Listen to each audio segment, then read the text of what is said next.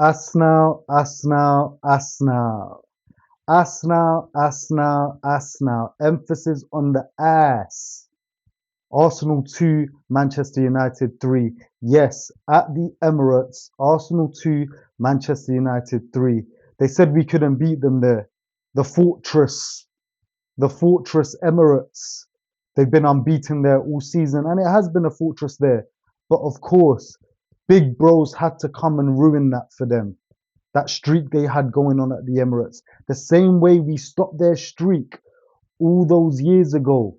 The same exact way it was always going to be us. Why? Because this is the headline today, guys. Arsenal will always be Manchester United's lil bros. Okay? Regardless of anything and everything. Manchester United will always be Arsenal's big bros. All right, little bros. So you just settle down there. But let's get right into the game.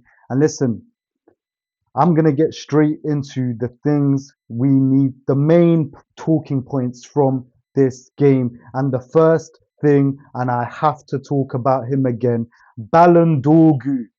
Patrick Dorgu, Ballon Dorgu, Dorginho. Guys, put in the comments any other names you have for the boy. He is the most informed player in the Premier League right now, and what a terrific strike. They tried to call handball. Arsenal on their desperation tactics again.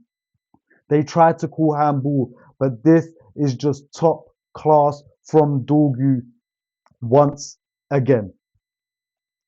Offensively, defensively, Dorgu is amazing again.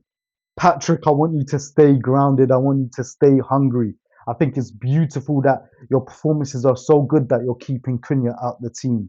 And we'll get on to Cunha later and the effect he's making off the bench. Patrick Dorgu. Surely you have to say his name with like a little accent now to make it sound sexier. I can't lie, Ballon Dorgu, what a performance yet again.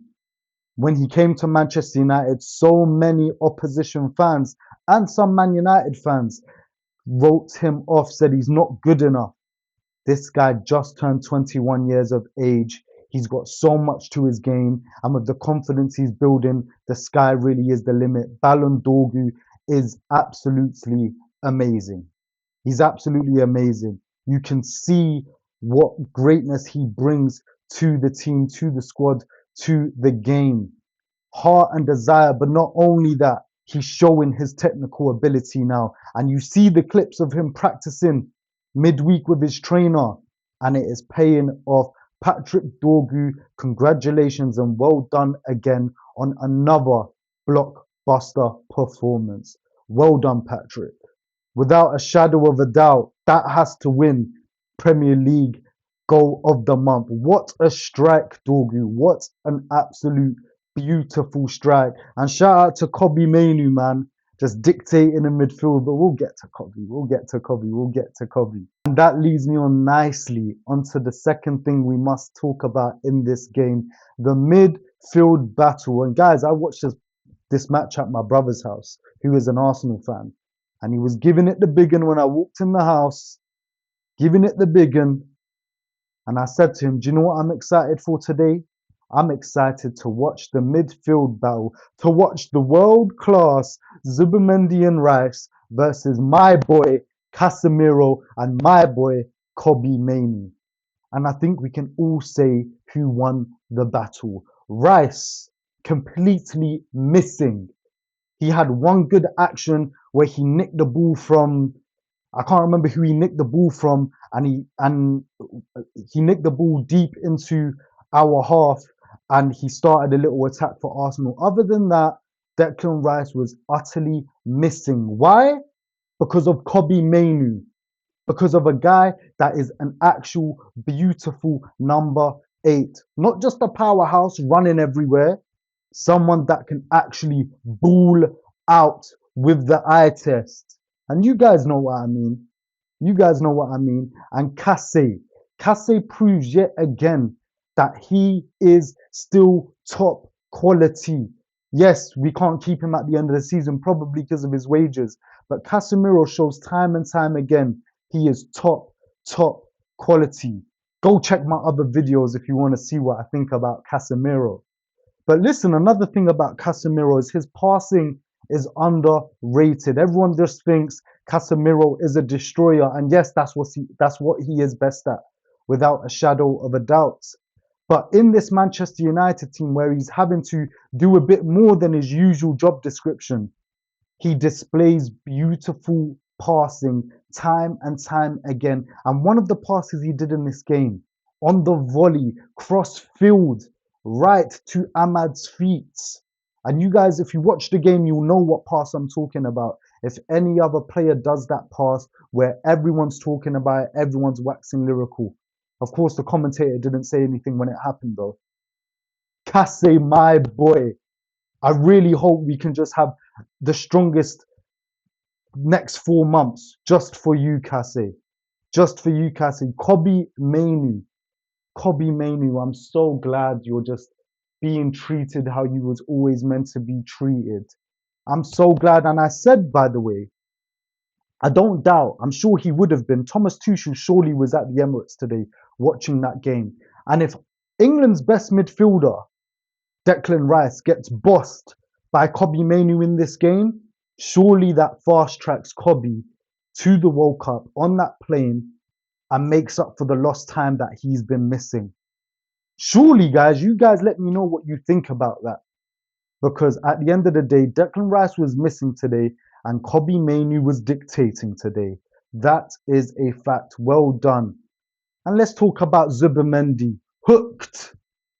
Oh, Zubimendi is so amazing. Let's go back to my combined 11, guys. Go check my combined 11 video. They cussed me out because I put Casemiro ahead of Zubimendi. They cussed me out. Now you guys see why. Zubimendi, he's had a great start to life at Arsenal, but just take a touch. Just take a touch. You're not ready for this. When it comes to real men, Casemiro. Shout out Culture Cams, real men, Casemiro. Zubimendi's not ready for all of that. He's not ready for Kobe to be balling around him. Not ready for all of that. Shout out the midfield battle. Shout out to Bruno Fernandes as well. He was quiet at the beginning, but in the second half, definitely had a better performance. Now let's get to the third thing that we learned in this game, guys. And listen, you guys learned it. I predicted this. It's well documented. I predicted this. Arsenal were only going to score in this game via a set piece or a scummy goal. The first one was a scummy goal. The second goal was a set piece. Other than that, they weren't really going to have a word from open play because defensively we were sound again. Yes, Arsenal had a lot more pressure and they're a much better team than Manchester City at the moment, and that showed because of how difficult the first half was for us. But what a defensive display from the boys. I predicted this. And who's the one that scored good goals in this game? Manchester United. This is exactly how I predicted the game to go. Yes, I knew it would be a close encounter. Yes, I knew it would be a difficult ask to beat Arsenal, where they were unbeaten this season at the Emirates. But I knew we could do it because today I knew with the way Arsenal have been winning games in the Premier League that they could get found out. And that's exactly what happened. That's exactly what happened. And I need to give a special shout out to the boy Lamens. Lamens. I thank God that you are my keeper. I wanted Dibu Martinez, but I thank God that you are my keeper because you are doing an exceptional job. You're claiming crosses, and that's the reason why we dealt with most of their. Just that one time we lacked. And listen, the ball nearly got cleared inches over the line. But Lamens is the reason why we dealt with their set pieces throughout the game very, very well, claiming crosses, punching crosses out, corners, claiming corners, punching the corners out. It was top class, along with a couple great saves. Zubimendi in the first half, the header. Saka with a A quick strike at the near post. Whenever you was called on Lamens today, you turned up, and I appreciate you for that. What a keeper. And I really hope, Lamens, you are going to be a Manchester United legend one day in terms of being our goalkeeper for years and years and years. I really hope that, Sen Lamens, man. I really, really do, man. Shout out to the boy, Sen Lamens. Shout out to the boy. Defensively, well done. An unlucky goal we conceded in the first half. And then Arsenal going to their scumbaggery ways, trying to score any way they can. And Aye, that leads me on to the substitutions. Arteta, when they went behind, he went full gung ho in terms of set piece, Stoke City. He took all the small players off and he brought all the tall players on. He took off Nkapie for Ben White. Cool, that's like for like. They're both tall players. But then he took off Odegaard for Marino. He took off Zubamendi for Eze. He took off Gabriel. He took off Gabby Jesus for Gyökeres. He went full gung ho, I think that's the term, in this set piece United, Stoke City, Arsenal FC. That's what he tried to do, and it failed. Because that's how I knew, that's the only way I knew you guys were going to do something. Bless you. Those were Mikel Arteta substitutions. But now let's talk about the man of the moment, Kazza. Michael Carrick, another masterclass. Michael Carrick is the big game bully so far. Top managers, I mean, Mikel Arteta, I think gets thrown in there a bit prematurely with the other names that I'm going to say. But top managers, they don't want to buck Michael Carrick. Pep Guardiola, Thomas Tuchel, Unai Emery, and now Arteta twice. Last time out in the 4 games he was in charge last time, he beat Arteta 3-2. Today he beats him 3-2 again. Last time was at Old Trafford, this time at the Emirates. The big game bully Michael Carrick, and tactically amazing again. I was so worried that he was going to start Cunha today, but you have to play Dorgu with the form that he's in. And another amazing performance from Dorgu, from Ahmad, on both wings, taking care of the wingers and the fullbacks, the Timbers of the world, the Nkapies of the world, the Sakas of the world, the Trossards of the worlds. You get what I'm trying to say? It was beautiful tactics. And then the substitutions, Kaza does it again. Perfect substitutions. Cunha for Mbermo. Mbermo gets our goal, gets replaced. Cunha comes on to, regain control of the ball, because Mbermo is more of a direct efficiency guy. Cunha gets the ball, gathers possession, and he did so well. Bringing Sesko on because at some point we needed a bit of a target man.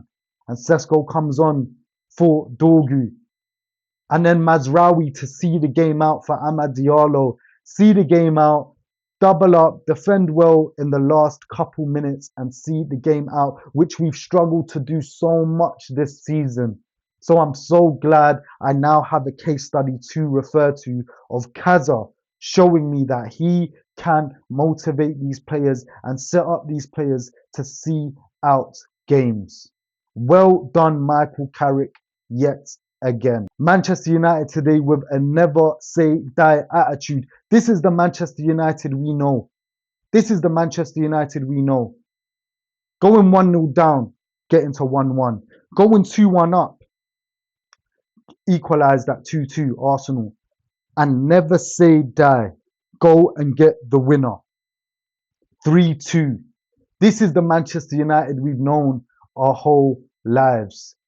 This is the Manchester United I grew up watching when these players played for my club. Let's run through the goals today quickly. Arsenal's first goal, Martinez's own goal. I do think that's harsh. I think the goal should go to Timber.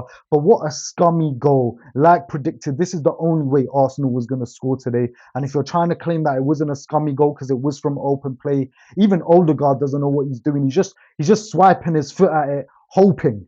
It wasn't a planned goal, or you get what I'm trying to say. It was a scummy goal.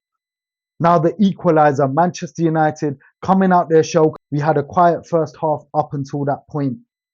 But Manchester United putting on the pressure, We got Saliba making mistakes. Bruno Fernandes definitely should have scored, but he missed the target entirely. But the signs were there. And what happens a few moments later? Zooby-dooby-doo, where are you? Zubimendi, poor. All this Zubimendi talk. Zubimendi should be ahead of Casemiro in the combined 11. Give me a break. Have a day off. Zubimendi's not ready for this. He ain't ready for this pressure. Zubimendi, what a poor pass. And then Burmo has the calm nature and the composure just to a little bit of footwork, just to do a little bit of footwork and slot it past David Raya 1-1. And then we have to get to Ballon Dorgu. What a strike. We've already spoken about it, so I won't get on it too much. But what a beautiful strike from Ballon Dorgu. And of course, set piece FC Stoke City come to play, and they do get their set piece goal, which was they was definitely most dangerous from throughout the game, without a shadow of a doubt. They score another scummy goal with Marino.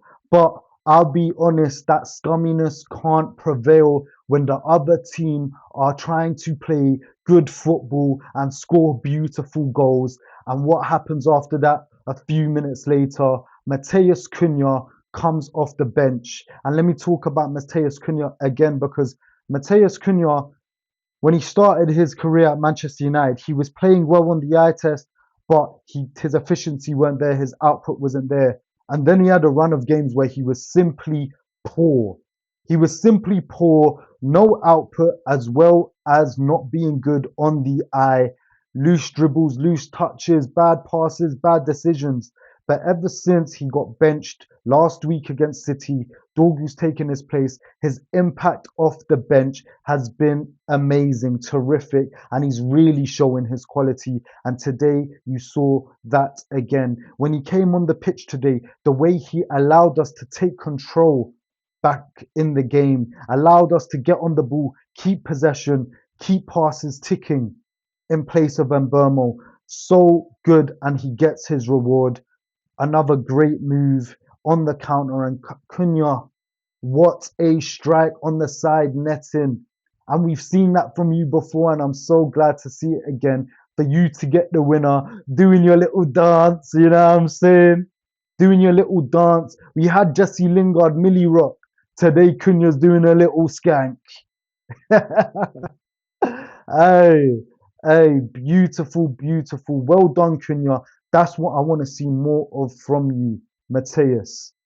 That type of performance, those type of decisions. And when we had to see out the game, Cunha was so key in doing just that, getting us fouls, protecting the ball, buying time, running down the clock. Well done, Mateus Cunha. Shout you out. I really hope you can pick up and continue this form from here. It's been 121 games since Arsenal have conceded 3 goals.